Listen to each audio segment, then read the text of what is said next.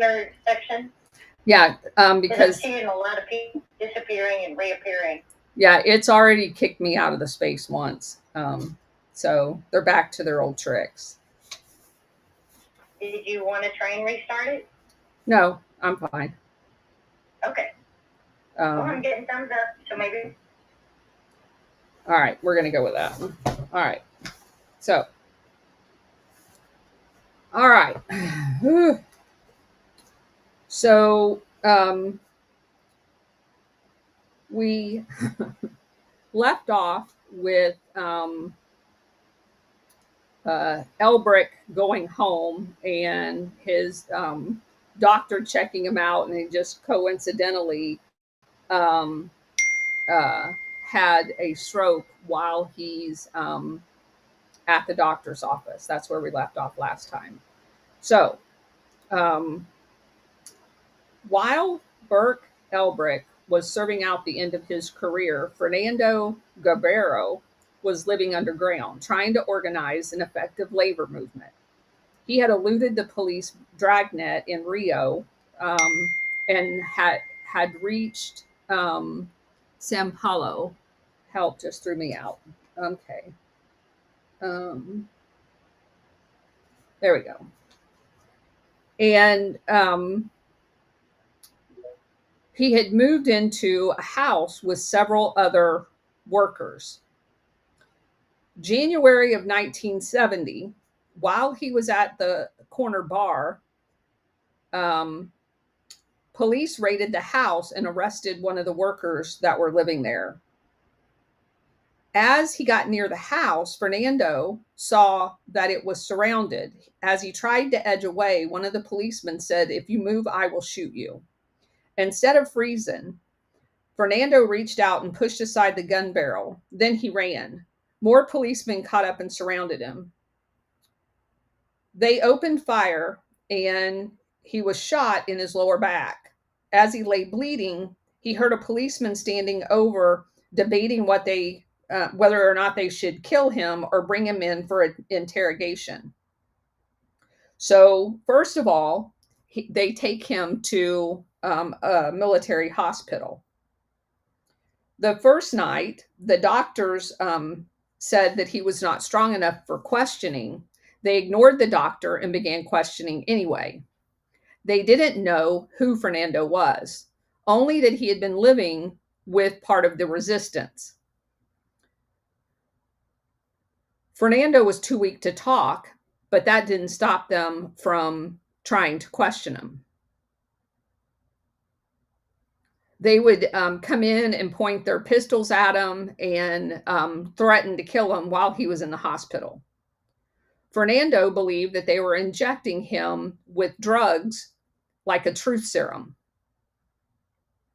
The doctors kept coming in and said every time he tries to speak, blood gets into the wrong tubes, so stop doing that. Fernando improved a little bit. They took him to the Oban jail in Sao Paulo. Because they were too eager to begin the torture, after one day of electric shocks, they had to take him back to the hospital. He had began to bleed from his penis and other areas where they were shocking him. He had already lost 30 pounds. So when they learned who he was, they stepped up interrogations in hopes of rounding up the rest of Elbrick's kidnappers. And Fernando had discovered that the police had found the recordings the rebels had made of the ambassador. Although Elbrick's open contempt for the military enraged them, the police destroyed the tapes because his sentiments would be damaging to the regime. The torturers used the shock and beating with a good deal of joking and horseplay among themselves. To Fernando, it was a revelation that the men who tortured him were, despite being monsters, were at least still human. Many wore their hair long, off duty, they went to the same night spots. Some even came to his cell to talk to him about personal issues, but they had been trained to detest him. Fernando consoled himself that the men who applied the wires were depraved. They seemed to practice sexual torture because they knew it was the most efficient. Fernando began to distinguish a hierarchy within Oban, one that confirmed his view of society. The poorest men, often also the most courageous, were sent to the streets to make the arrest. The torturers were of the middle class.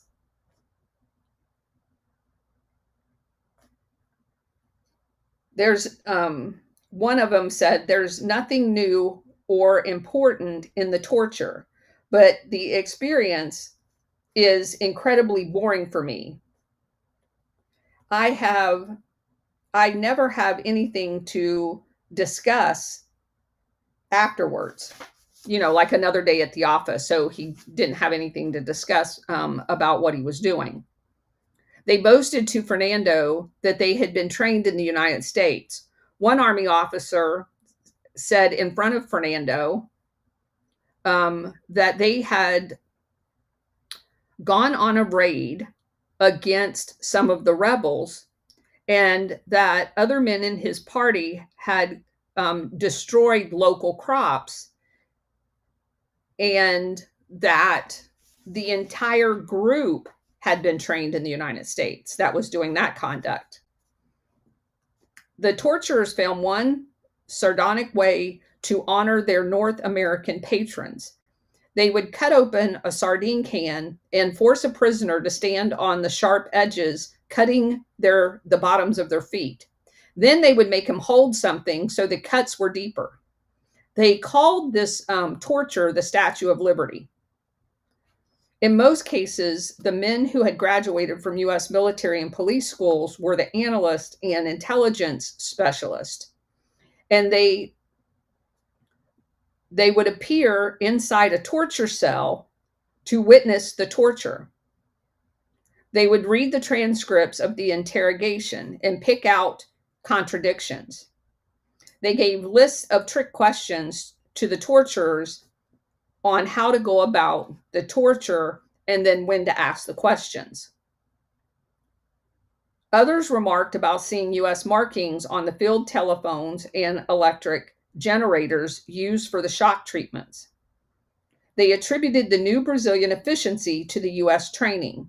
Before the U.S. advisors helped to centralize information, it had taken days to discover whether New Prisoners was a leader or a rebel movement. Now it took hours.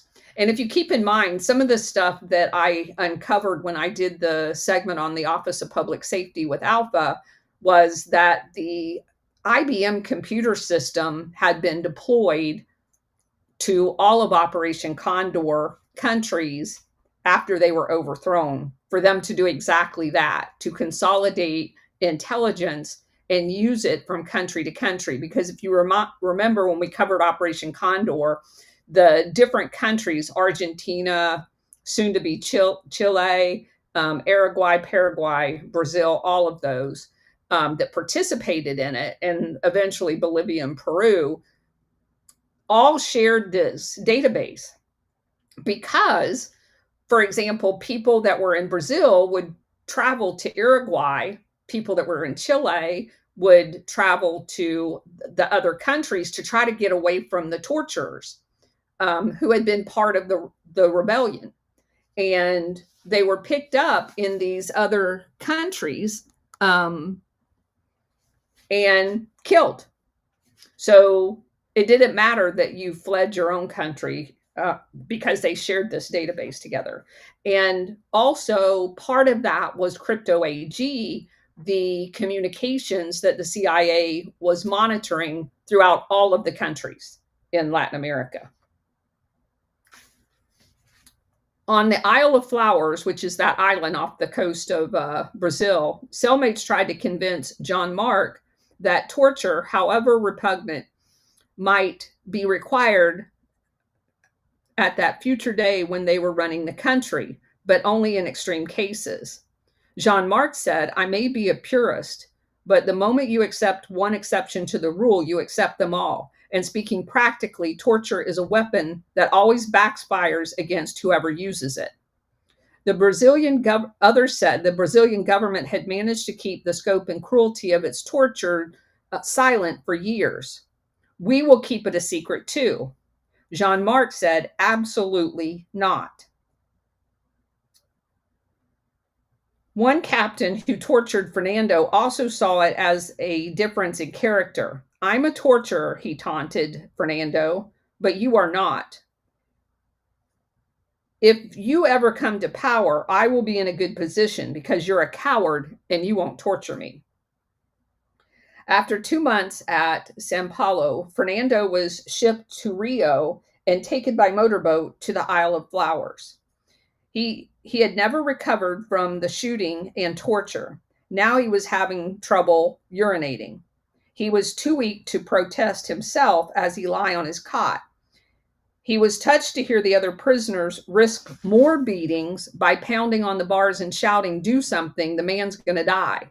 He was sent to another hospital and then back to an isolation cell on the island. He stayed for 2 months, cut off from all contact. But he did hear occasional stirrings in the next cell. For 15 days, Fernando tapped on the wall. His sound had to be loud enough for the prisoner to hear, but not the guard. At last, he persuaded the other man to put his mouth close to a crack in the wall and speak to him. I'm alive, the man whispered. It was the only thing Fernando understood. The man was crazy. Once out of isolation, Fernando came in contact with common prisoners beside the revolutionaries. There were homosexuals that were forced to clean the corridors. At night, as relief from the drabness, they staged fashion shows in worn out uniforms. The poor and out of work were often run into prison, as were the deranged and incompetent. For Fernando, it seems that the police had arbitrary arrest quotas to meet, and they hauled in all kinds of people. One evening, the police hauled in a young man with an obsession. When he could hold a job, he had assisted a truck driver. The duty that must have weighed most on his mind was parking the truck. He had became convinced that his cell was a potato truck. So he would talk to himself as if he was parking the truck. The question for Fernando and Jean-Marc, and for every other political prisoner, was whether or not to answer interrogators' questions. Saying nothing, not a word, was called Turkish behavior. Most men freely admitted that doing that was beyond them. A woman by the name of Angela Siesis. Now, keep in mind this woman because she comes back at the end of the story. Angela Siesis, Seixas, was one of those who adhered to it. Much had happened in Angela's life since the day she had helped carry Edson Lewis's corpse to the Parliament building.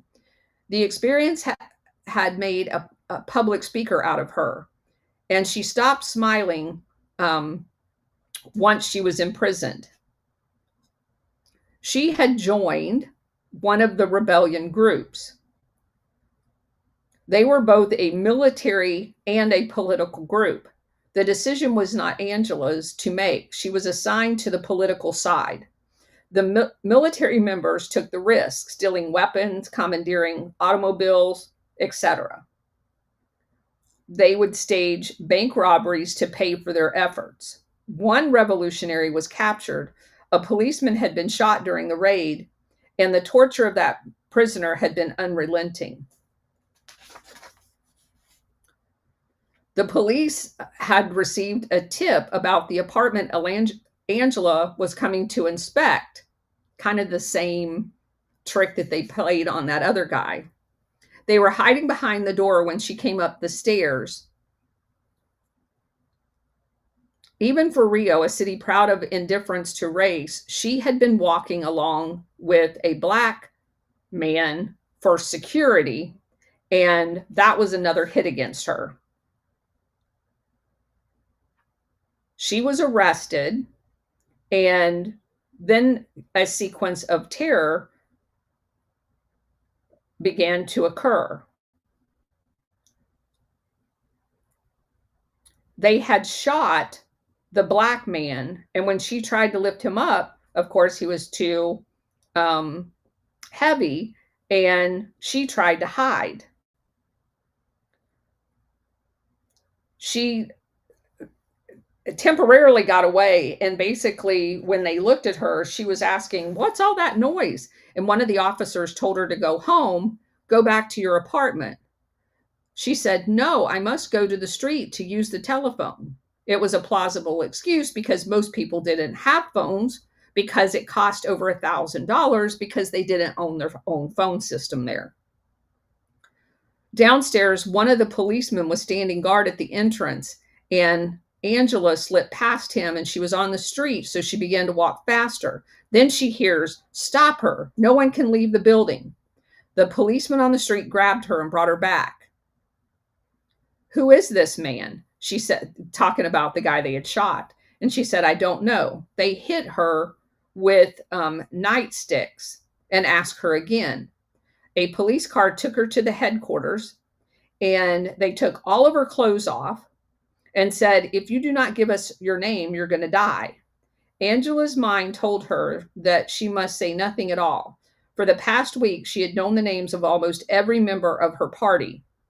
The very next day, she had been scheduled to meet 15 of them, and that was basically the leadership group. She had been beaten so hard that she actually had a wound, and so they sent her to the hospital for 10 days, and then she was moved to a headquarters where Flavio Tavares had been tortured. She was held there naked to be beaten and shocked with wires. One of the torturers was Costolima Magalhães, a distinguished name in Brazil. This Magalhães was a very small man with a large head, and he loved torture. Some prisoners attributed his zeal to a wound that he had received in a shootout with some other revolutionaries. But his torture in this case proved self-defeating. Angela's wound opened up, and blood would pour out every time they did it, and they'd have to return her to the hospital. As time went on, she regarded the wound as her protection. Sometimes she would force it open, which would require her to go back to the hospital. Noises were piped into these rooms, like screams and gunshots, to scare the people that were being tortured. The interrogation technique followed the lesson plan from Panama and from the International Police Academy in DC by presenting one officer as the good guy and one officer as the bad guy. The torture had shattered many people. She also heard news that Mario Alves, the founder of the organization that she belonged to, the police had stuck a broomstick so far up his back end that they had ruptured his spleen, trying to make him talk. They also pulled out his teeth, a technique that that both revolutionaries and police could recognize from the movie they showed at the International Police Academy called The Battle of Algiers. They also shot him up with sodium pentothal. One day after Angela had been beaten terribly with rubber hoses and bare fists, a doctor asked her, "What happened to you?" She told him about the lavender room. His surprise and indignation did not seem feigned. He had never seen a woman tortured, and he was vulnerable to her being a college student and only 19 years old. "Do you know who tortured you?" the doctor insisted. "Give me his name. I'm going to report him." Angela told him. When the police were torturing, they usually pasted masking tape or a bandage over their name on their uniform. She told him it was Costa Lima Mangalas. The doctor reported that Angela had been whipped and sexually abused, that electrical wires had been inserted in her vagina. His charges were impossible to ignore. And Mangalhas was reprimanded. During the next 6 weeks, Angela stayed unmolested in the infirmary, except for one lapse when she admitted to being a member of one of the revolutionary groups. She revealed nothing else. 2 events, however, sent her back to the lavender room. Now that he was aware of the continuous torture going on around him, the doctor was so sickened that he applied for a transfer, and 2 more prisoners were brought in. After severe torture, they outlined important duties Angela had assumed before her capture. The next day at 3 p.m., the hour of her torture usually began, the police brought Angela back for another session. This time, they warned her that if she refused to talk, that she would be turned over to the death squad. They told her about uncovering a cache of explosive and kept demanding to hear what she knew about it. She kept telling herself to stay silent. This one subject, the explosives, she didn't know anything about. She had heard stories about other prisoners like Manuel Canseca being tortured at the same center. A fellow prisoner, Fernando Gabarra, Manuel had once had one of his testicles nailed to a table for torture. Because his wounds were not treated, he ended up having one of his legs amputated because of an infection.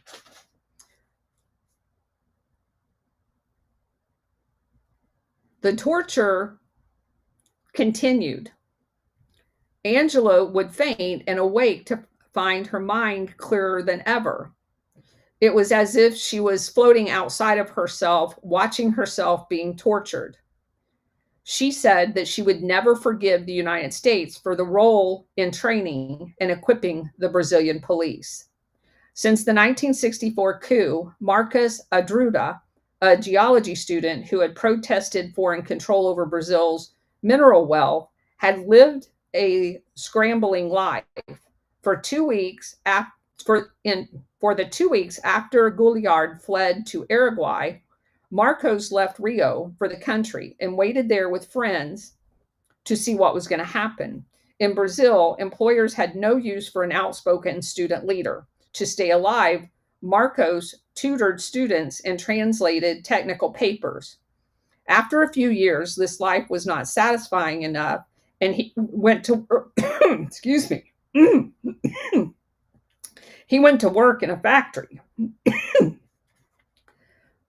Marcos's one deception was listing, choking myself, his highest education as elementary school so that he would actually get hired. He was working around factory workers that were not allowed to unionize, and for a factory that was owned by a Western company. Hold on a second. I got to sneeze. The company that hired him was a foundry owned by Mercedes-Benz. There were 3,000 workers that manufactured parts for wagons and tractors. Marcos was a machine operator, and each day he turned out thousands of molds. They made $12 a day, and basically the wood ovens created this smog around the factory so that basically everybody that worked there eventually ended up with tuberculosis or some type of lung disease. And basically then they starved because they couldn't work anywhere else. Several of the people that had tried to unionize there before were either killed or jailed and ran into the underground rebels as a result.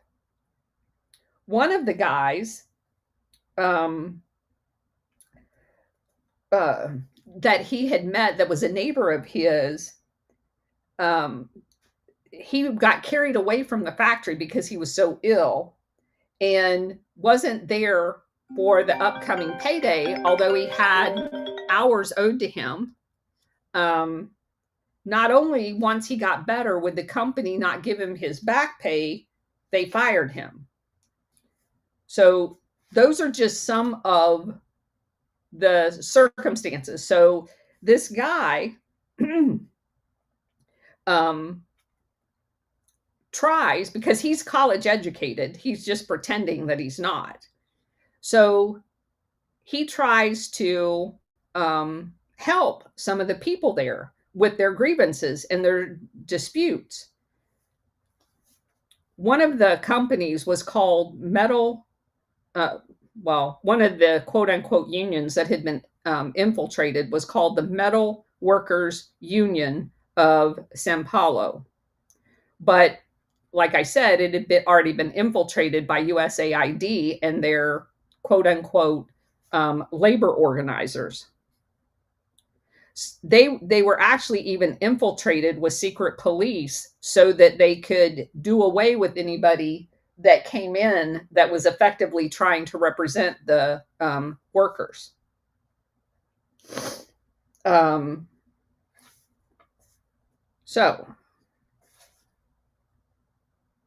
that was the OBAN, the secret police, and DOPS. OBAN was the intelligence arm, and DOPS was the secret police.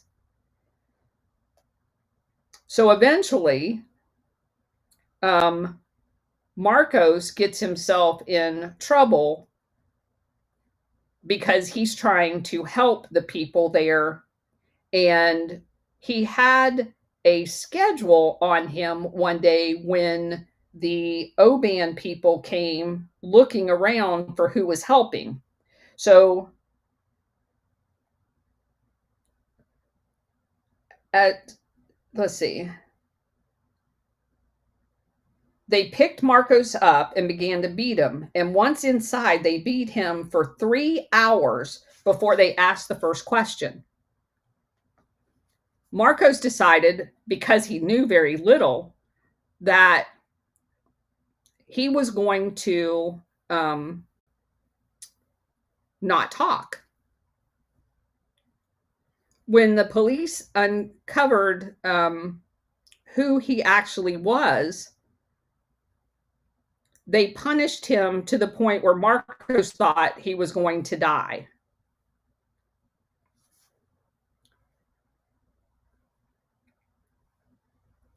He was given, when he almost died, he was given the day off from getting tortured. The policeman then tied his knees and his elbows and ran a pole through the connection and lifted him up so that he was suspended 4 feet off the ground. They used a paddle full of holes to hit him over 100 times in the exact same place. They also tortured him in the same way that we've articulated all the rest of them. The neighbors in this particular place began to complain of this police station that they were using for a torture chamber because they could hear the people screaming so loud.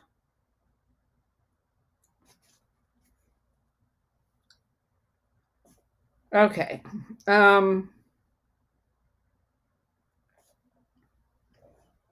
They eventually find out who he is because they had to send him to a military hospital, and he was so far gone that they had called the police to administer the last rites. One of the interrogators came in and said, "You're not a worker, you're a geologist." So they had basically ran his name and figured out who he was. Marcos did not get any better health-wise, and the army doctors had no remedy to stop his convulsions. They had beat him so hard that his body just went into constant convulsions.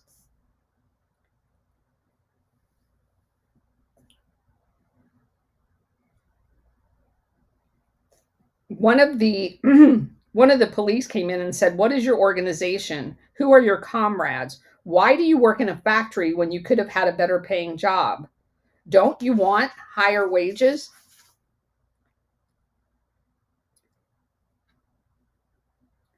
They just assumed that he was part of one of the underground groups.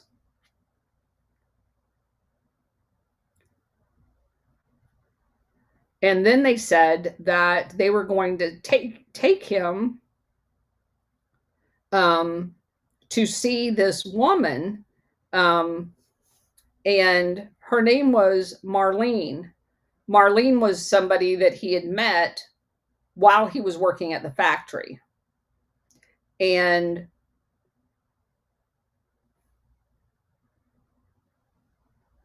they had been torturing her as well. They made Marcos listen to her screaming. And the policeman says, "We're going to kill her if you don't start answering questions."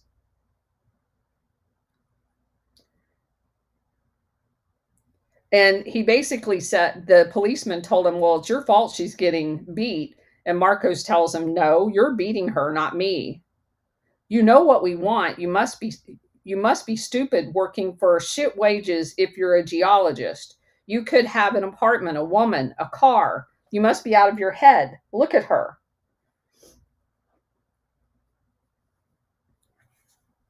So this again is just the type of crap that these people went through for not wanting to live in a country with a CIA installed dictator. He was returned multiple times to the hospital. And went on one of the returns to the hospital, in another bed was a prisoner who had been shot. Then, with the bullet still in his body, he had been tortured until his flesh rot. Down the hall, on the edge of insanity, was a 60-year-old woman. Her face had been deformed by beatings. Another woman, this one 21 years old, had been arrested for distributing leaflets to workers outside of a government steel mill.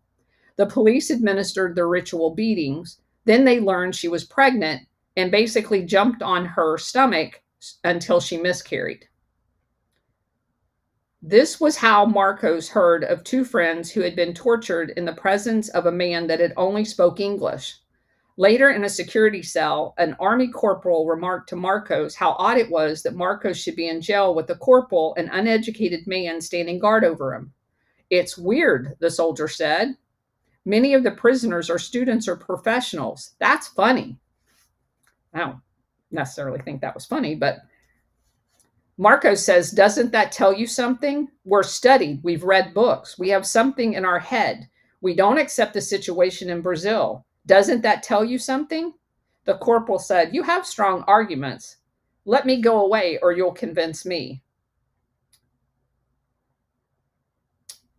Mario Pinto da Silva had been a schoolboy in Brazil when Dan Mitaron arrived to show the police how to be more effective.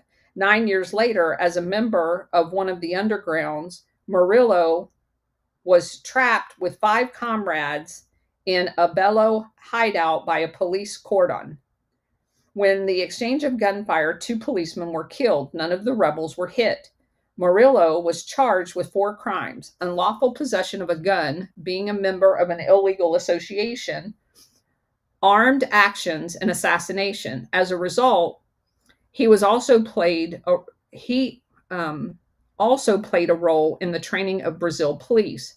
Murillo and his colleagues were transferred from the prison in Belo to a special jail for political prisoners in a different section on the outskirts of Rio. Murillo was led from the jail with 9 other prisoners and ordered to wait in an open courtyard. 7 of the 9 were also political prisoners from the same area. 2 of the others were Brazilian soldiers who had been court-martialed. One had stolen a gun. Murillo did not know the offense with which the second soldier had been charged. And then the book goes along, and basically they made them think that they were all going to be assassinated, like at a firing squad. But instead, basically what they did was tortured each one of them in basically like a classroom setting. They made them walk on the open cans and cut their feet. And they did it like on a platform, like a stage. And they read out dossiers on each of the people. They also put them on display with electrical shocks.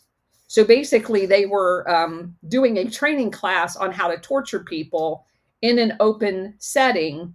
And it talks about them shoving needles underneath their fingernails and attaching wires to all the various places, but also the one that we had talked about before about putting it on one of their fingers and then in their ear.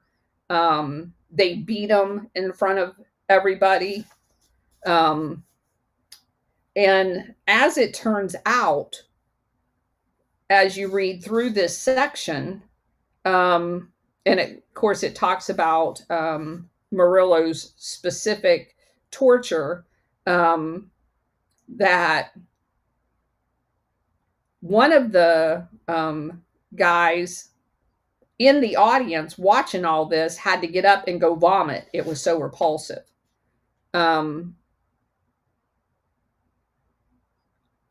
It also showed him how to hook up the telephone to the electrical clips and where to place the clips in their ear for the most painful electrocutions.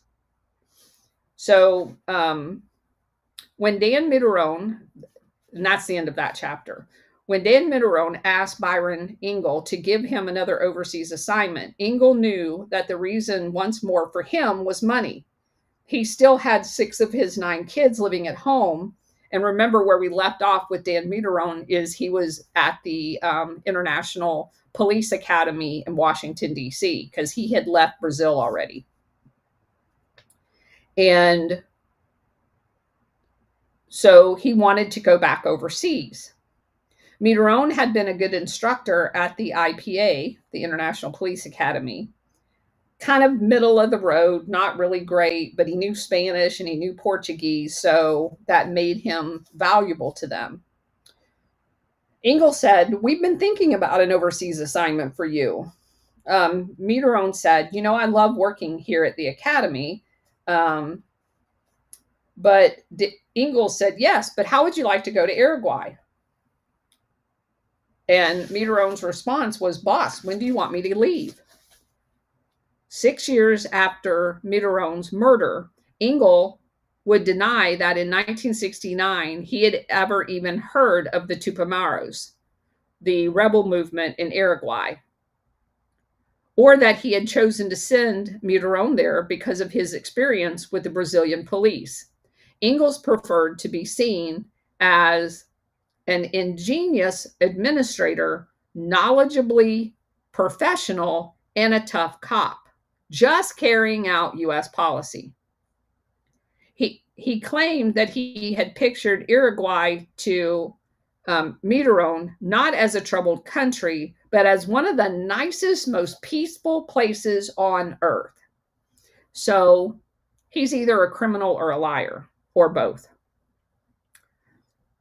If Engel's account were true, he would have had to have blinded himself to the field reports from Uruguay passing across his desk almost on a daily basis. Those U-127 forms marked confidential and sent by the guy there, Adolphe Sienz, the chief advisor whom Mitterrand would be replacing, treated Uruguay's political problems, or he conveyed them in exhaustive detail. The labor strikes, the student unrest, the revolutionaries who called themselves Tupamaros were referenced routinely in his reports. When the Tupamaros stole 40 weapons or made off with 140 kilos of dynamite or distributed tracts of leaflets, it was immediately reported to Washington in his reports. When suspected Tupamaros were arrested, their full names were passed along to Washington, D.C. for inclusions in intelligence files. Despite later disclaimers, it was clear Mitterrand was headed to Uruguay entirely aware of his assignment and what he was going to be doing in training the police to deal with the Tupamaros. As rebellion spread across the world, criticism of the tactics of U.S. advisors and that they employed was becoming harder for the Office of Public Safety to shrug off. Reports were coming in as far as Athens, where Greeks believed the CIA had conspired to bring a military junta to power, which they did. From Portugal, reports were coming in, where Washington had supported a dictator there for generations and torture. They were also coming in from South Vietnam, which of course the Office of Public Safety was there too. In Portugal, officers from the intelligence agency called PIDE were boasting to their victims that a grade school education was no longer sufficient for their work. The new interrogation methods were too complicated. The source of PIDE's improved technical expertise was clear. U.S. officials from the Lisbon embassy called in regularly at PIDE's headquarters. The director of PIDE's investigative branch was the Portuguese representative to Interpol. In the late 1960s, 4 senior PIDE inspectors toured Brazil. So remember that in Portugal, they were embroiled in Operation Gladio through Agenter Press. So Portugal was all in on all of this. In Vietnam, although civilian victims were often nameless to U.S. troops, there were exceptions. Miss Nguyen Thai Nan, a widow, was arrested several times in Saigon, the first in 1969, and charged with being a member of the National Liberation Front. At police headquarters, she was given shock treatments, an iron rod forced up her vagina. 3 Western U.S. members in uniform watched her being tortured, and the police told her they were CIA officers. One of them ordered a Vietnamese interrogator to ram needles under her fingernails. Another woman, Nugent Thai Bo, was taken into custody that same year in Da Nang because she had neither an ID card or money to bribe the police for release. At the police station, Mrs. Bo had a stick put in her vagina. Then her face had been held in a toilet bowl filled with number 2. She was next moved to a prison where she was questioned by 5 U.S. agents wearing green fatigues. After they tied her up, 3 of the men kicked her. Stories like these were beginning to discredit U.S. intelligence services, and the worst were to come. Although it was not yet public knowledge, the U.S. had been running torture camps, which were always passed off as schools for survival. So they were schools for survival. They were just torture camps, and you were lucky if you survived. Kind of a twist on terms. 2 such secret installations in Northwest Maine and in California near San Diego were ran by the Navy. One torture technique involved strapping the Navy men's face up and pouring cold water on towels placed over their face until they gagged. We know that as waterboarding now. On the Army side, Donald Duncan, a Green Beret, went through training at Fort Bragg, where the sergeant giving a lesson in hostile interrogation described in detail a number of tortures, including lowering a man's testicles into a jeweler's vice, Finally, a soldier in the class interrupted. "Are you suggesting we use these techniques?" The class laughed out loud. The instructor raised up his face. "We can't tell you that, Sergeant Harrison. The mothers of America wouldn't approve." Everyone laughed out loud. "Furthermore," the sergeant said with a wink, "we will deny any such thing as taught or intended." Torture training was not restricted to North Americans. On the island of Niterói, across the bay from Rio, the Brazilian military had set up a camp modeled after the Green Berets. The students were kept awake, starved, and caged. They were hung on beams in mock crucifixions. As a way of breaking a man, it proved too effective. After 18 hours, the Brazilian soldiers were confessing to crimes they hadn't even committed. As a result of all of this, the Office of Public Safety faced serious problems in 1969. Its connections with the CIA, the war in Vietnam, and similar accounts of torturing turning up all over the world were rendering the advisory program politically vulnerable. Worse yet, the rebel movements, especially in Latin America, were growing as a result of it. In the eyes of the Office of Public Safety and the U.S. military, the Tupareros in Uruguay presented a particularly grave threat to established order. In other words, to the oligarchs. That Uruguay should become a breeding ground for revolutionaries seemed to be one of history's incongruent accidents, like Switzerland being the birthplace of Jean-Paul Marat. Indeed, though Uruguay was more than 4 times the size of Switzerland with half the population, it was most often compared to that country. For one thing, it was sat between Argentina and Brazil, very much like the Swiss was between Germany and France. Its very existence depended on good neighbors. Of the two nations, nature had been kinder to Uruguay. It had gentle climate and a seacoast for commerce. It had beautiful beaches instead of the Alps. To cultivate an Uruguayan garden, fate sent an idealist by the name of Jose Batel Ordonez, a newspaper publisher who came to power in 1904 after punishing civil war.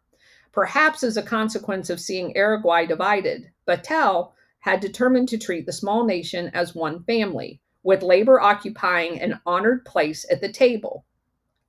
But Uruguay's Italians did not settle nicely into those communities. They brought the New World and their militant syndicate ideas. Batel's support, they created a powerful labor movement. Batel resisted relying on foreign capital to build his nation because he believed the dependency led to foreign control. He fostered a benign statism with utilities and industries owned by the government, but incorporated as separate entities. Their goal was not to profit from them, but to keep prices low for their citizens. Batel sought to temper Latin Americans' run towards dictators by proposing a 9-member executive committee. The idea met with more resistance than anything else he had proposed. It was not until 1951 that Uruguayans at last agreed to be governed by the executive committee. During the first half of the century, Uruguay seemed to fulfill most of Batel's utopian dreams. It was a one-crop country, but that crop, rather than sugar or coffee, was cattle. And since Europe had both the money and the taste for Uruguayan beef, the economy flourished. Cattle were ever renewable resources, which encouraged Uruguayans to take life in a more customary Latin ease. Occasionally, there were warning signs of trouble. When the price of beef dipped, pensions costs kept rising. The government spent the bulk of its money on the cities and left the rural Uruguayans wanting more. The system had neglected the farm workers, particularly those that were harvesting sugarcane. The cane cutters received their pay in vouchers for goods that they could only use on plantation stores. They had to build their own huts on the plantation. Plantation owners would have the huts set on fire, forcing the cutters to move on when they didn't want to pay them. They were compelled to work 16 hours a day. Every attempt to organize or strike was broken up by police. The cane cutters formed a mute and helpless underside to Uruguay's model democracy. Statistically, only 9% of the population of this population could read or write. They found their voice in a guy by the name of Raul Syndic Ananosia.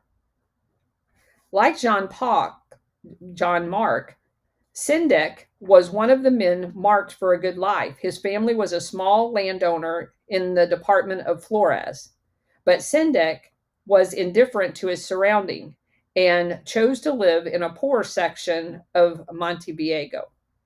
A member of Uruguayan's socialist youth, Syndic was only one examination short of getting his law degree when he dropped out of school. He went instead 450 miles north of Montevideo and volunteered to be a legal advisor for a new union for the cane cutters. Possibly, he expected that once the plight of the cutters had came to the attention of his fellow citizens, that the injustices would be righted. In 1962, Syndic led a march of cane cutters to Montevideo. They asked for a law to limit their working days to 8 hours, a standard shift among office and factory workers. Uruguayan press gave the march wide coverage. The legislative investigating team went to Articus and reported that the conditions were so bad, yet no law was passed. The middle class in the cities had its own problems. Anyone who neglected to bribe the right official could wait up to 10 years for government documents to be processed for anything. The banks and the highest level of industry, the courts, were all believed to be skimming money off the top. In 1963, Uruguay's newspaper reported an event incomprehensible to most readers. A group of burglars had broke into the Swiss Club, a hunting lodge outside of Montevideo, and made off with some of the old, worthless weapons. 5 men were involved, and one of them was Syndic. Another was a medical doctor and a club member named Loco. That was just the beginning. Then there were other brazen criminals held up customs officials in Uruguay's borders and took their weapons away from them. Although the police intelligence unit began to suspect these armed thefts were connected, it was not until 1965 that their scraps of information began to fit a pattern. There were dissidents, and eventually they became known as the Tupamaros. It was a nickname for the movement of national liberation. Police spies called them the most intelligent and clever group. In time, the Tupamaros produced their share of revolutionary literature. Words divide us, action unites us was their motto. The decision to forego a manifesto as opposed to action led to a rise in notoriety. Throughout 1965, the Tupamaros bombed a number of subsidiaries of U.S. corporations. They did not maim or kill anyone. Their bombs were only noisy PR devices to introduce themselves, so they left their leaflets behind. Tupamaros came from an indigenous Indian chief, so that became their nickname. He had led the revolt against the Spanish in Peru in the 1700s. At first, this new band sought to avoid confrontation with police, a tactic that earned Byron Ingalls contempt. Cowardly, he called them, the people he didn't know existed, because they wouldn't stand up and fight. Halfway around the world, General William Westmoreland was making the same complaint about the National Liberation Front in Vietnam. I don't know, that may have been a pattern too. When the Tupamaros did appear in public, they took the guise of public benefactors. They stole trucks and give the food to the poor. Breaking into armories, the Tupamaros stole police uniforms and wore them to hold up banks. The clerks would, and they also passed out some of that money. So no one in the country actually necessarily disliked them. They understood what they were doing. They kidnapped the closest friend of President Jorge Arico, a guy by the name of Ulysses Reverbal, and held him captive in what they called a people's prison. From a public relations standpoint, the Tupamaros could hardly have chosen better. Ulysses Reverbal, who once killed a newsboy for stealing a paper, was denounced as one of the most hated men in Uruguay. The Tupamaros held Pereira 4 days, but it was long enough to set the Uruguayans laughing at him, at the police department, and at the president. While the Tupamaros were staging this popular theater, the government of Uruguay was in fact undergoing changes very different from what the Tupamaros were promoting. Since 1950, Uruguay had been part of the International Monetary Fund. Bastards. Disregarding Batel's admonition about getting foreign loans. Although the Tupamaros were dramatizing the need for reform, more Uruguayans were probably convinced of that need by an inflation rate that, after the IMF got involved, rose to 136%. To overhaul the government, voters decided to do away with the 9-member executive committee and return to a single president. They elected General Oscar Gastito, among whom both supporters and detractors compared to Dwight D. Eisenhower. Holy crap. They must not really know Dwight D. Eisenhower, or maybe they do. Before the year was out, Gastito died. Almost as soon as he took office, the vice president, Jorge Pacheco Orico, began to cry that they were having a communist invasion. It became an Uruguayan joke. Philip Agee, seasoned by nearly 6 years in field work, put in a productive term in Uruguay, helping to achieve one of the CIA's major goals. The agency had already installed much of the usual apparatus in Uruguay, including an active arm of the AIFLD, which is that group that eventually becomes part of NED, which is the labor union, the anti-labor unions that won't let real labor unions form, and they create other ones that are fake. In addition, a special branch for police intelligence work, secretly underwritten by the CIA, had been set up in Montevideo. Its chief was an ambitious young police commissioner by the name of Alejandro Otero. By scoring well on police tests, Otero had advanced past many men that were senior to him. He was Agee's age, 30, and although within his department Otero was regarded as a spoiled child, the two men got along. Otero was no less intelligent than Fleury in Brazil, but his campaign against the revolutionaries never took the deadly aspects as they did in Brazil. He was too preoccupied with the fortunes of his fellow officers, always sure the ones he basically was paranoid. He was thinking because he was younger than all of them that they were always going to be plotting against him. There were feuds all the time. In the spring of 1966, the CIA sent Otero to the United States for the International Police Academy. He was supposed to believe that the school was run by USAID. After that course, Otero was transferred for several weeks to undergo training controlled by the CIA. That's where he learned that basically the Office of Public Safety was part of this whole apparatus. Otero himself was on the CIA payroll. Phil Agee knew that his superiors in Washington trusted any foreign contact far more once he was accepting US dollars.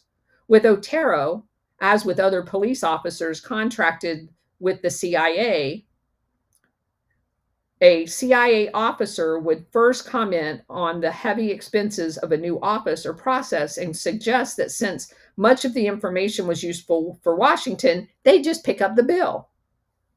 So they basically would end up owning the entire police force. They would hand over sums of money that they knew was inflated. They knew that the police officers were skimming money off of it, but they didn't care. The CIA officer increased the monthly payments until there could be no question they had their hooks into them. Otero had succumbed to these blackmail techniques. After his training in the US, the CIA station hoped that he would return to Uruguay ready to do battle with the new Tupamaros. But Otero was not notably political except in advancing within the police. The experience with Otero ranked only as a qualified success, but with another assignment, the Montevideo station scored much better. For years, the CIA wanted to introduce the Office of Public Safety into Uruguay. The Uruguayan government finally agreed, but when the Office of Public Safety sent Adolf Cien, he proved something of a pest for Agee and his where did Bridget go? Can you guys still hear me? Yeah, I can hear you. We can hear you. Okay. She dropped down to listener. I don't know if you can bring her back. I just did. She said she lost her sound. So let me put you as co-host, because if I don't, they'll close the space. Okay.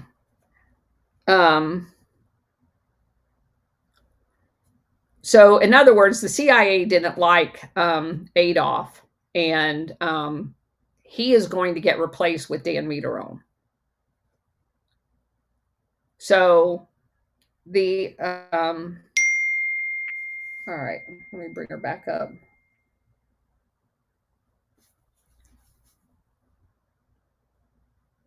Okay. Cien's had been a former cop in LA, and we know all about the CIA's agreement with the LA Police Department. So at the time, John Horton was the CIA station chief, and he did not like Cien at all. Then Cesar Bernal, Bernal, arrived, and he had been not only just in Vietnam, but he had also been in Panama. And the CIA officers agreed that Cien had to go.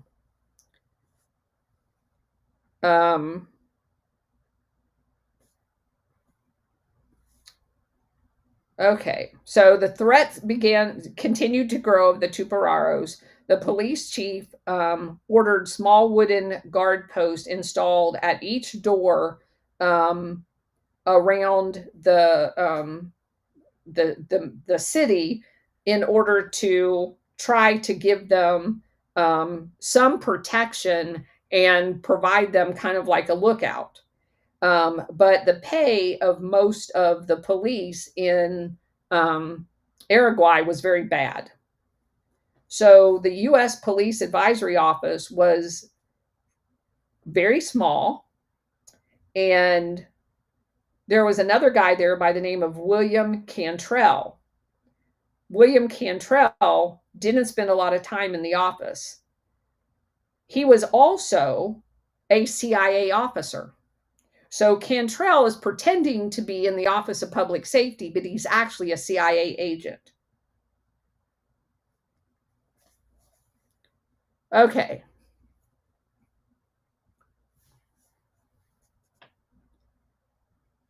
It was March or April of 1967 that, let's see. I think that's probably a good place to stop because we're kind of at a stopping point, having introduced the people in Uruguay. Well, some of the main players anyway. We will pick up there tomorrow.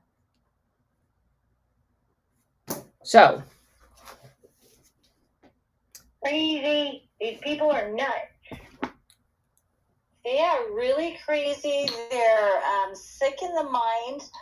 I'm still blown away by these torturous things that they do to people that a normal person wouldn't even think of doing. They're, beyond evil. So what's interesting about this, instead of normal police work where you commit a crime, you get picked up and you go to jail, you go through a court process. These people didn't want any of this. They weren't satisfied with just arresting people that were committing crimes. They moved past that to thought crimes. If you were a member of the wrong group, and isn't that what happened with January 6th? Isn't that what happens with many of the FBI basically labeling all parents who went to school boards terrorists? If you can't see the analogies of all of this with what they were doing in the United States, you have to be blind.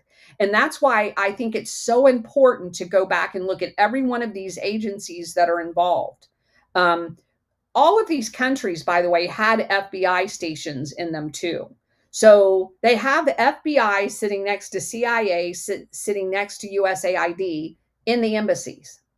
They all know what's going on. They're all part of what's going on. Eventually, there's DEA agents in the same thing. And as we find out, I've already said this, it comes out again in the book, but when the Office of Public Safety closed down, those people didn't go away. A lot of them, probably the majority of them, went to the DEA. So, and they do business inside America.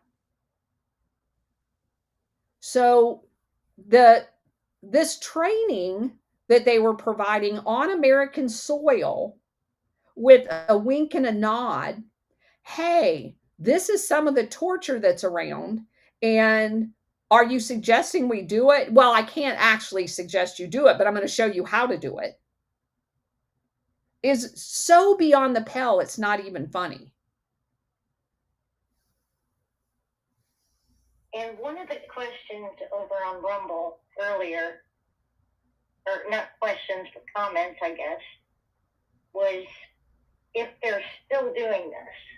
And they mentioned that we had seen in the Diego Garcia type things about how, until they're stopped, they're going to continue to do these things. What do you think black sites are?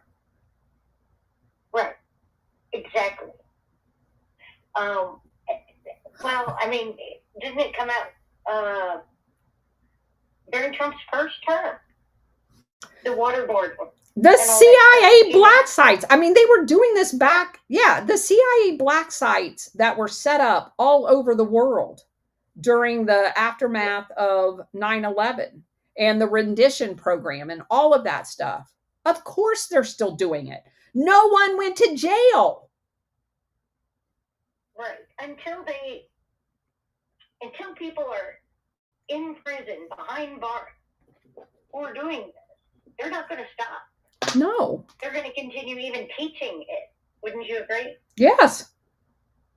Absolutely. Because they're getting rewarded. They're getting paid to do this crazy stuff. And I didn't know the FBI was overseas. I thought that they were just supposed to be working in our own country. Is that, I mean, Stellar. The FBI had a station in London that was working on the Russiagate shit. They were all over Rome for the piece that was done in Rome to Papadopoulos. They have stations all over the world. They shouldn't, but they do. so it wasn't just, okay, well, yeah, I get, well, now that, yeah, never mind. I thought that those were the ones that were here domestically doing their shit and then flew over there and conspired with the CIA. No. There are FBI agents assigned all over the world. Now, according to the propaganda that they run on TV, it is supposed to be only a domestic agency. Correct? Correct. Right. Just that way it makes more sense to people that. Well, the propaganda says the CIA is only supposed to be overseas. Right. And not operating in the United States. Which they do every day. Which until Operation Gladio, just like Bridge is saying, and I thought that the CIA just worked overseas. I thought the FBI just worked here. During that stuff, I thought they boarded a plane to go and talk to them. Well, I didn't understand why they had to board a plane. I didn't understand why they couldn't do Zoom or something. But then I thought, oh, maybe because, it needs to be encrypted, so that's why they physically had to go over there. Had no idea that there's... So we have encrypted CyberNet phones, which is the highly classified. As a matter of fact, Dr. Perry, the old SecDef, when I was at the Pentagon, has a patent on that. He's the one that created it. So you can have conference calls encrypted, and that's how the SecDef communicates when he's flying around on the plane. Their satellite encrypted. That can all be done, but it's also all monitored. The reason they flew over there is because they didn't want it monitored. Miles, go ahead. Well, and look at Pompeo going over these even more recently. Because they don't want it monitored. So that's why Gina Haskell went to Germany to go to do with whatever she was doing. Well, Gina Haskell was the CIA. She was the CIA station chief during Russiagate in London. So she had the freedom to go wherever she wanted. Miles, go ahead. Good afternoon, everyone. Yeah, I was listening and just to hear the voices of people when they learn the truth. And look, we're used to learning the truth. We're still shocked at some of the stuff. And this is not over, guys. This is just the beginning of learning the truth and being shocked about what has happened. Amen. I think our audience is going to be more prepared than anybody, just because we know the history of what has gone on and what has been done in our name. And we know that everything that they did in all of these foreign countries has been brought home. So let me also suggest to all of you, because I've been doing a lot of thinking about this, the constant, oh my God, the Democrats, oh my God, the Democrats, obviously is very frustrating to me, because we know that it is not just the Democrats. It is a uniparty.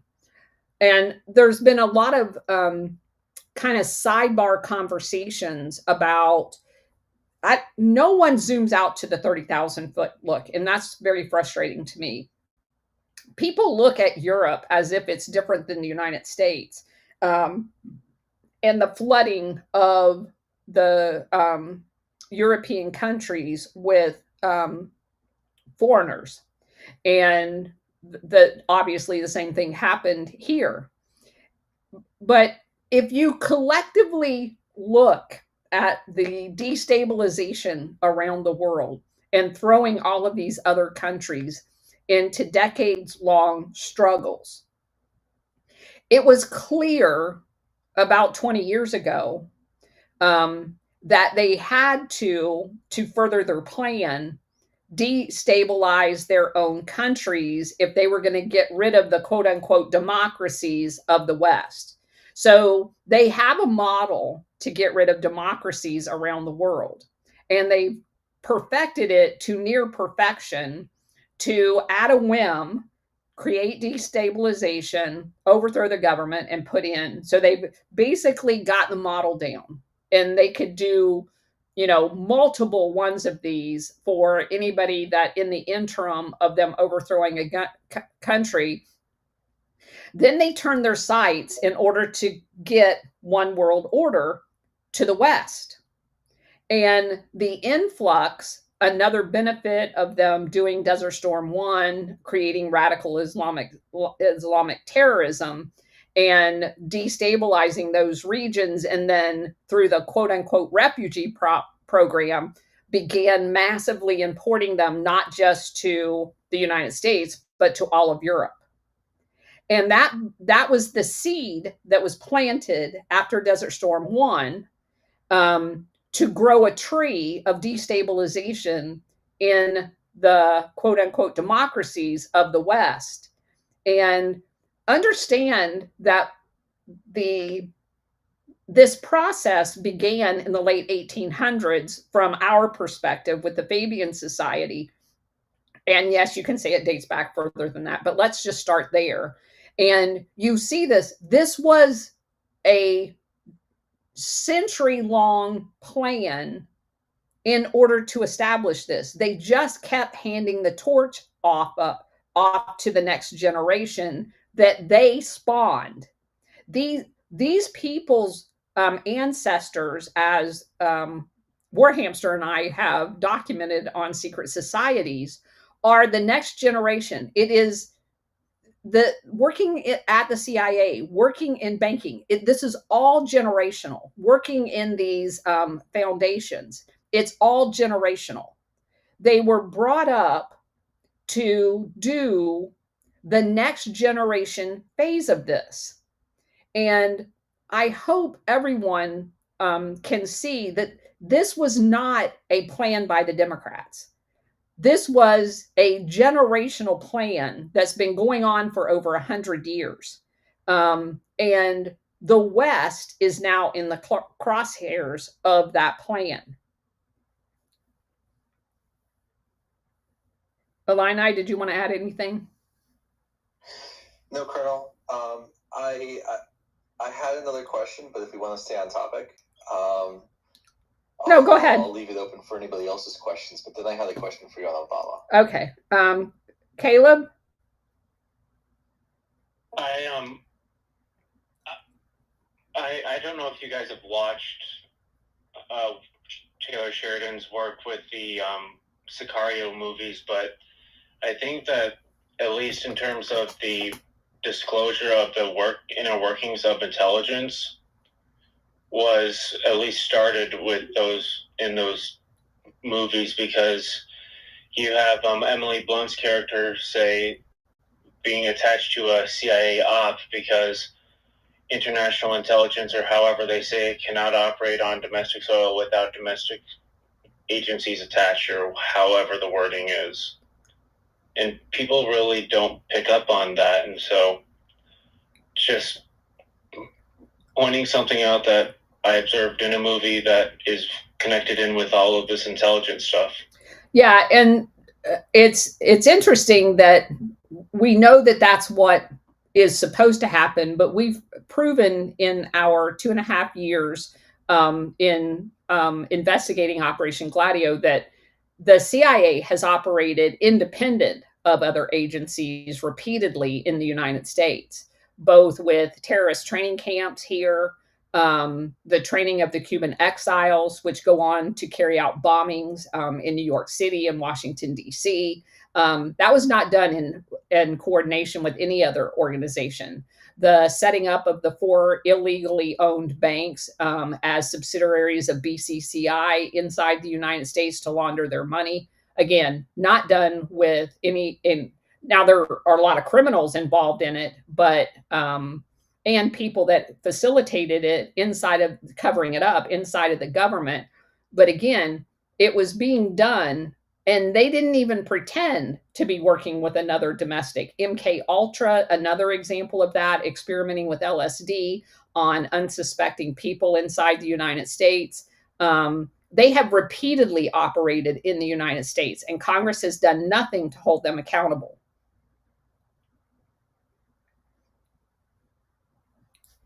If anything, they run cover for them, like we saw with the church committee. Well, and people don't understand that, just like we just saw with the Office of Public Safety in Uruguay, there's a CIA agent, not an asset, an agent, not somebody just being paid by the CIA, posing as an Office of Public Safety person, which reports to the USAID. USAID was infiltrated from day one with CIA, before that OSS, before that whatever. They use these as front organizations to work, not just, and the same is true with the FBI. The CIA has people in uniform in the military. We uncovered that as well. They recruit them on the university. They go do their military service and come out and work for the CIA, but they do missions as military attaches while they're in the military, and they're actually on the payroll of the CIA. So the CIA, and there's the ambassador angle. And the ambassador angle. Yeah. So it is a big hydra. All right, Illini, go ahead off topic. All right, Colonel. You covered this in a space with Alpha Warrior about 2 or 3 weeks ago. But it's becoming pretty topical right now, given Tulsi Gabbard's disclosures. Can we sort of walk back through Obama's relationship with the CIA? Like, I guess we're going to have to walk through his family and USAID, but then also Business International Corporation. But there were a couple of other links. Like I think there's a link to Brennan too. If we're trying to convince, if we're in a space and we're trying to convince somebody else that there's a lot more to Obama that we don't know, how do we do that? Well, I think you start with the picture of Obama's mom and her dad greeting the soon-to-be Obama dad at the Hawaiian airport. You definitely have to talk about the East-West CIA front, disguised as a school, ran in Hawaii, because that's where she meets Sotero, his stepdad. Occidental's where he first went to college, ran by a CIA guy. So every step of the way, his conception was arranged through a program that brought Kenyans over to America to recruit them as CIA operatives to go back to, and not just Kenya, multiple African countries, but quite a few of them, because of the guy that was orchestrating it in Kenya had very good relations with the United States. So a lot more Kenyans came than the other countries. Kenya was critical as a launching pad for operations inside of Africa for lots of different reasons. As a matter of fact, just so that you guys know this, the U.S. Central Command, when I was stationed at U.S. CENTCOM in 1999, the big annual exercise they did it was done in Kenya more than any other country. The last year we did it right before 9/11, then we went from exercises to real world, was done in Egypt, but Kenya was kind of the go-to place for most of the military training in CENTCOM's AOR, because at the time, almost all of the Horn of Africa area was under CENTCOM's AOR, the area of responsibility. So there is a long history of our country and Kenya. It's not a coincidence also that when Jimmy Carter fired over 800 CIA covert operators in the Halloween massacre, his first year in office, that the Safari Club was created by none other than Aiden Shikogi, the arms dealer that is a favorite of CIA covert arms trafficking, was the guy that set the Safari Club up. And where did he set it up? Kenya. So there's so many tentacles. So this, just so that you guys know, there was an organization, the Safari Club, that basically hired in and paid as operatives a good chunk of those that were quote unquote fired from the CIA, that was going to sit around for the next 4 years and wait out Jimmy Carter's re-election sabotage that happened. And in order for them to stay proficient, they did missions under the Safari Club. And that's where you will find George H.W. Bush hanging out as well. He was a member of the Safari Club. So I start with that picture. That's before he's even conceived. That was the first night Barack Obama's alleged dad stepped foot in Hawaii. And it's just weird that, you know, some guy that's a furniture store owner, supposedly grandpa to Obama, is there to greet him, and he's standing right next to him. And Obama's future mom is also on the tarmac to meet him. And he was the first and I think the only one of that African airlift for education that was funded, like I said, by a CIA front, to go to the University of Hawaii. So I don't think any of that is a coincidence. And, you know, you fast forward to his mom working for USAID, which is a CIA front in Indonesia and all over that area, by the way. She was in way more countries than that, because remember, we also tracked her to Pakistan right at the time that we were training the people that were going to go, quote unquote, fight the Russians, with the large influx of hundreds of millions of dollars into Pakistan's ISI, which is the counterpart to the CIA there. So, and then of course, as we said, there's the Pakistan link with his mom. And I think you also said at one point that Brennan was there at the same time. Yes. That one's interesting. Yes. Like that would probably, like, I think you've almost got him with Business International Corporation. That's something that nobody ever talks about either, do they? Yeah, I mean that's something pretty important. Yet nobody ever mentioned it. They all talk about how he was a community organizer.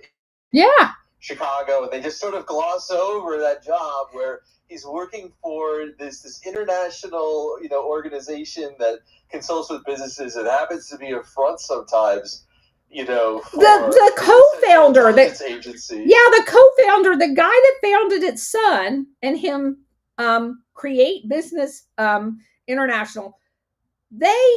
His son is on record saying it worked for the CIA, and there were CIA embedded in their employment. But then the question is what was he doing in Pakistan, and can we show that Obama was in contact with Brennan in Pakistan in the early 80s while he's, you know, he's a student in Colombia, but then he also admits that he was in Pakistan, and I think his mom is there kind of around the same time. No, he went to see his mom. Yeah, he went to see his mom. His mom was definitely there at the same time. Okay, but then I think Brennan was in Pakistan. The question is, can we put all three of them in the same room? And if we can do that, I think. Well, we can't with our access, but it will be interesting on how this thing drips out, because there's definitely a dotted line there. Whether it's a solid line, I don't know. There's a dotted line there. How many coincidences are there? No one at Columbia ever saw the guy. And there are a lot of people out there that make the accusation he didn't actually even go to Columbia. He was somewhere else. And why is every single record sealed if he has nothing to hide? Everything about him is sealed. So the only agency that can seal everything for national security is the CIA. They're the only ones. Nobody else has that authority.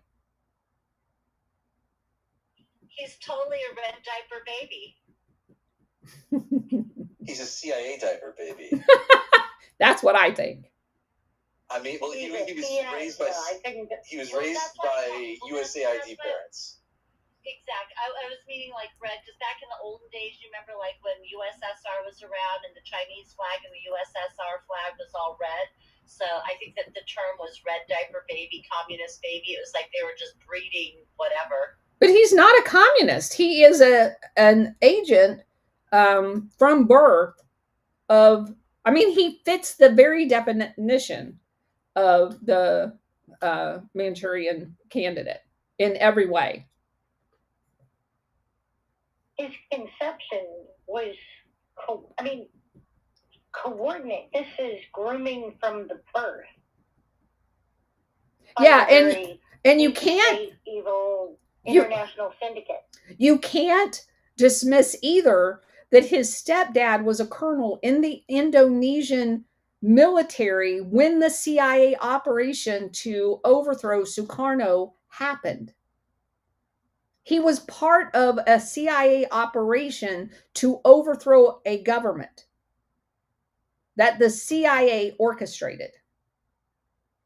So not only is Obama's dad suspect, having been groomed by the CIA through this educational process, but his mother 100% went to a CIA front school. Her mom was the banker in Hawaii for the CIA's slush funds, covert funding, at the Bank of Hawaii. The stepdad is part of a CIA operation to overthrow the Indonesian government. And then he gets into college at the Occidental that basically served as the guy that founded Occidental, had strong ties to the CIA. And then every step of the way, everything about this man is sealed up.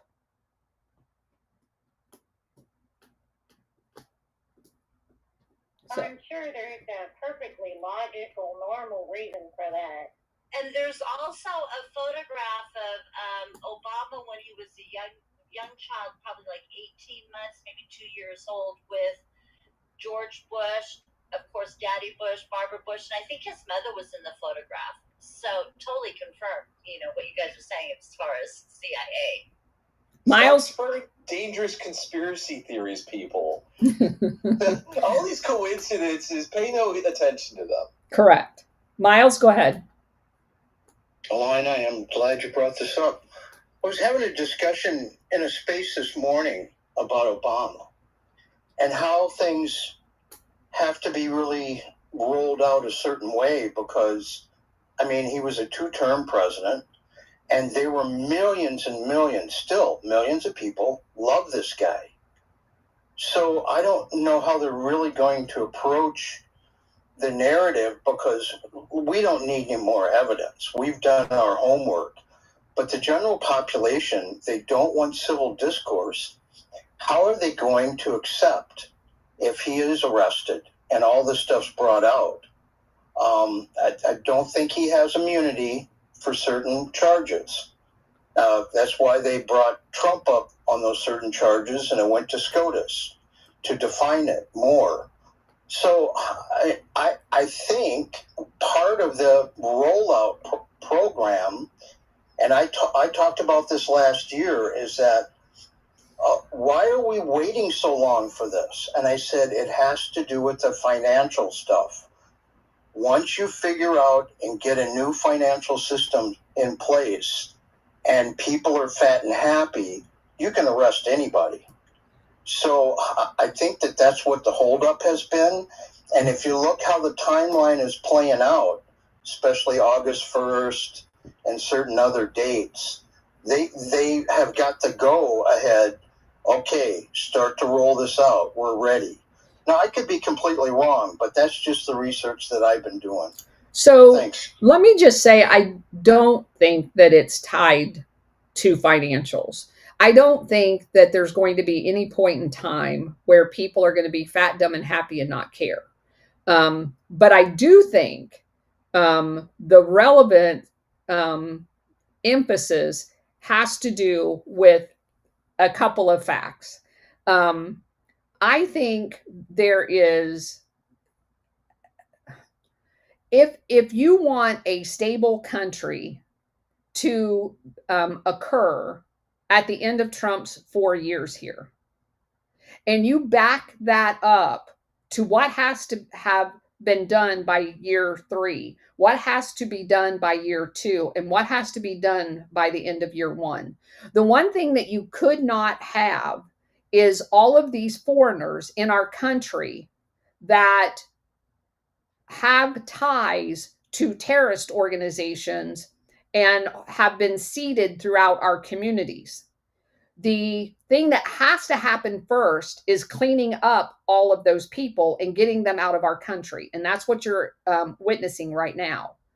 As Americans become more used to having a robust ICE enforcement mechanism in their communities, which is happening right now and will happen throughout this first year, you are going to see something as this intelligence comes out that is going to correspond with getting that cleaned up. And once you have agents in communities that can respond quickly to, I think that's why the things about, hey, we can deputize private security, we can deputize local sheriffs, all of that stuff is being seeded in the minds of Americans. So that if you use Miles' statement about how are you going to indict Obama when he has people that still believe that he was not corrupt? Well, you do that through rounding up everybody that he hired in the first year, which is happening with the intelligence dump right now, incriminating all of them. And one by one, you have those trials where you have built the evidence base that there's no way he doesn't know. There's going to be people that cooperate and turn on him through this process. And in America, they arrested a former president, that had 75 million people that voted for him. Right? So there was not, other than January 1st, which was bullshit and a setup, there was no, tearing down of buildings or anything like that. Now, will there be the potential for something like that to happen? Absolutely. But by the time we get to that in this time-phased approach, you are going to have the people that are going to be able to deal with that element, if it occurs, in a timely manner. And you're going to be able to, within a 10-year span of time, see basically the proof that they overthrew the sitting president through intelligence revelations and court processes, so that at no point will there be any logical, not that everybody's logical, explanation for an uprising if and when he's ever arrested. So I do believe that this has been a well thought out plan. And I believe that the evidence is where all of this is going to lead. Stellar? And also to add on to what you're saying and to what he's saying, so don't forget, Colonel Towner's been talking a lot about USAID, Act Blue, and things like that. The ISOs and this quantum system has been running parallel to the fiat and the other systems, so they can see what's going on. And as they're closing up all of these faucets of money, the rioters and stuff are mainly paid distractors. So you turn that off, people aren't going to show up to riot. And as they start arresting people and more of the truth comes out and that children truly were in it, because again, media has suppressed a lot of that stuff. We're all still told that we're crazy. So as more of the truth comes out and stuff like that, I think people are going to get really pissed off. I don't think that they're going to care that he was a black man or not, personally. Just my say. Renee, go ahead. Hey, Colonel. Hey, everybody. Always good to be here with you. I like this conversation. It's kind of like how to spot a spook. And I would like, if you don't mind, to take it back to Brazil on this subject. I've been doing some digging on my own regarding their Supreme Court and their people in political office and power right now.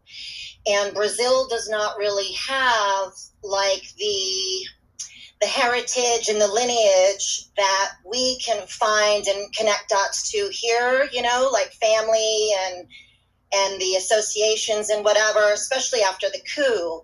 So my question is to you, please, what would be your opinion as far as how these individuals were placed in power? Is it most likely, you think, through their education and the universities, or through Brazil's intelligence? Because Brazil, to me and my in-laws there, is still a very captured country. And yeah. But I do think that they have, I know they have some, Brazil, and I don't mean to kind of paint this with a broad brush, but let me just say this. In all of the countries that we've destabilized, one of the ways that we did that was, and Brazil already had some left over from the Portuguese. They have elite families. These elite families were bought off a long time ago by the Western oligarchs. So many of their deep state, if you will, the kind of what Warhamster talks about, the Northeast oligarchs and the Yankees and the Cowboys, with the Cowboys being the oil barons in the United States. Brazil has something that's very similar to that. You have these old families, and these old families got in bed with the Nelson Rockefellers of the day and made themselves even more rich. So those are the people that kind of behind the scenes run most of everything. Bolsonaro was one of those, like kind of the analogy to Trump, that wanted to get rid of that deep state in Brazil, and they fought back against him, much like what they did with Trump. So I do think those links are there, and the the allowance of like what we just read about what happened in Brazil happens because we have educated to a large extent their military and their upper echelons, both in the legal system there and in their government overall. They have that institutional, just like we do, fourth branch of government that operates independently of any democrat system. So I do think there's a lot of analogies there. Does that make sense? Yeah, it does. It does. I'm hitting some walls when I try and, like, their Supreme Court is above the president, kind of, in a way. Like, yes. I'm sure everybody's heard of Alexander de Moraes and his censorship BS. And then the Minister of Finance, he's the one, because Brazil still to this day, they deal with a lot of tariffs. So, for example, it's complete contradiction, because Brazil says, "Oh, we put tariffs on imported goods because we want to support our industry." So, like cars, for example, and who are the main cars in Brazil? It's Volkswagen, Fiat, and American cars and Japanese cars. But okay, so let's try and build a Brazilian car. Well, they don't do that because they also put more tariffs on, so they only import the parts, and these companies set up their manufacturing facilities there. Or if you want an Apple phone, let's say it's $1,000 here in the U.S., it's $2,000 there. But there's like a catch-22, because they tariff and put all these taxes. It's such a hypocritical, contradictory thing. And this Minister of Finance and the current president just keep increasing taxes and the tariffs and making it difficult. It's like BS, because they're saying we want to create more industry in Brazil for our people, but then they don't do that. So but see, but they're not in control of their own government. That's what I'm trying to say. The Western oligarchs that got their grips into Brazil are behind all of that. They are protecting their own creation. They were allowed to go in and build out all of that industrial base. They were allowed to go in and basically take over the mining in Brazil. They were able to take over everything. So a competitor thinks they're going to come in, and they don't want it built in Brazil because there's other cheap countries that they can get that stuff from. So they don't want to help out the Brazilians. They want to help themselves out. And that's kind of what most people don't understand with Trump's tariffs. He's actually destroying the grift that these Western oligarchs have over these other countries by either making them pay us here or drop their tariffs there, which will allow the industrial base in their countries to grow too internally. He's taking down all of this Western oligarch control. Illini, go ahead. Hey, Colonel, if we take that one step further, wouldn't it make sense, like, when we're in this, tariff war with Canada or Brazil or some of these other countries, wouldn't it make sense for there to be an exemption for small business and all of this? Like, if you're a small Brazilian business, like, my idea was if you stick at least 17 American flags on your car, you should be allowed to drive one carload full of duty-free items into the United States once a week. And you could just have this silly policy that basically forces Brazilians to support, to basically go around or Canadians to go around and say, I support Trump and he supports small business, and basically do a lot of disruption on the internal politics of some of these countries. I would love that. That would be hilarious. I mean, but speaking of Canada, the Amish in Canada who don't have phones had to sue the government to be able to drive across the border. So maybe they've actually started that Illini and we just don't know it. So, yeah, I'm all for small business. Put the oligarchs out of work and tax their foundation until they go away.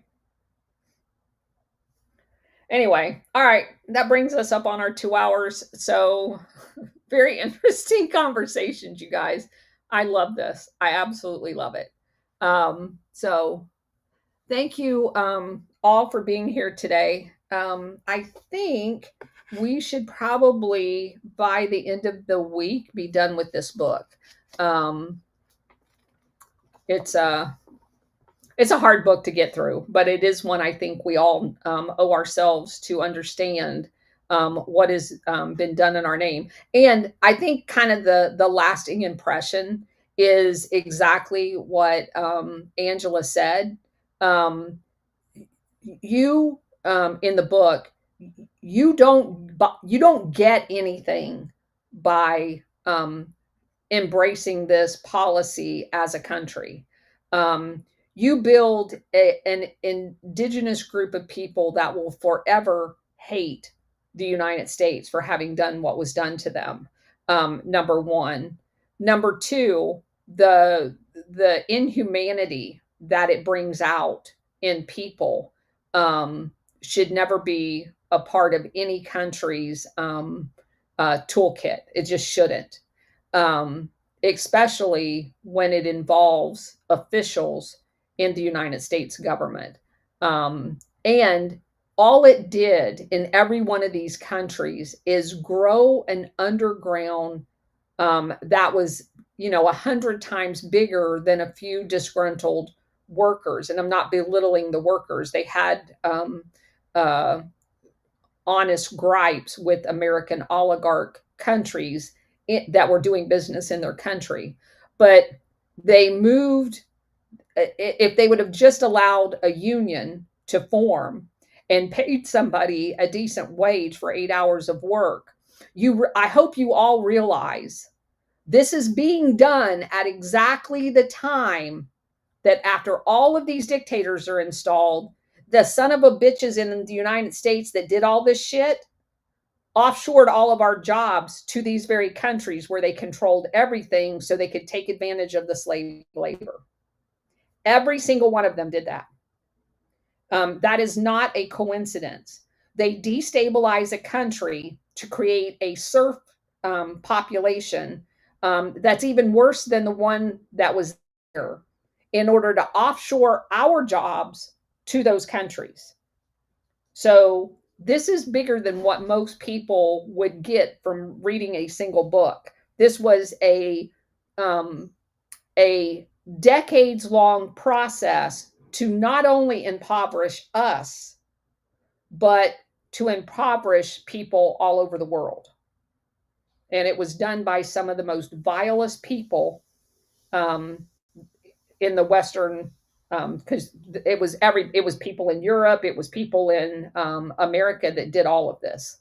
And so I hope that comes out in all of this stuff.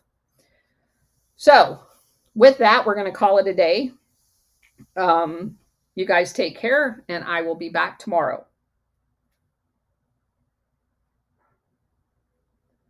All right, guys, thanks for being here.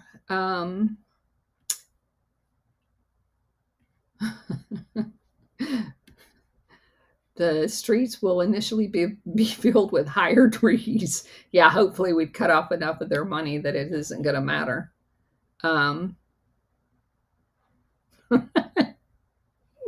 Take care, everyone.